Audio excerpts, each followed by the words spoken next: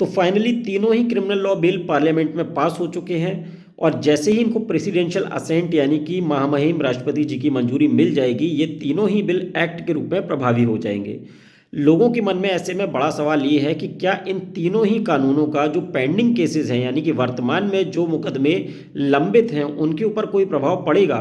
तो ऐसी स्थिति में जो इंडियन पिनल कोड को रिप्लेस करने वाला भारतीय न्याय संहिता है, इसका प्रभाव किसी भी पेंडिंग केस पर नहीं पड़ेगा, बल्कि इसका प्रभाव आज की डेट में जो एफआईआर होगी उस पर भी नहीं पड़ेगा। उदाहरण के तौर पर भले ही आज ये लॉ पास हो चुका है, लेकिन इसके बावजूद आज की डेट में कोई भी एफआईआर भारतीय न्याय संहिता की धाराओं के अनुसार नहीं रजिस्टर होगी, बल्कि जब इसको राष्ट्रपति जी की मंजूरी मिल जाएगी उसके बाद ही कोई भी एफआईआर भारतीय न्याय संहिता की धाराओं के अनुसार रजिस्टर होगी। प्लस अगर मान के चलिए कि भारतीय न्याय संहिता में किसी भी अपराध की जो सज़ा है उसको बढ़ाया गया है, जो पहले आईपीसी में कम थी, तो उसका भी प्रभाव जो अभी पेंडिंग केस है उसके ऊपर बिल्कुल नहीं पड़ेगा। लेकिन जो अदर टू लॉज हैं यानी कि भारतीय नागरिक सुरक्षा संहिता अधिनियम और भारतीय साक्ष्य अधिनियम, जो इंडियन एविडेंस एक्ट और सीआरपीसी को रिप्लेस करता है, ये दोनों लॉज रेट्रोस्पेक्टिवली अप्लाई हो सकते हैं। यानी कि जो पेंडिंग केसेस हैं उनके ऊपर ये दोनों ही लॉज एप्लीकेबल हैं।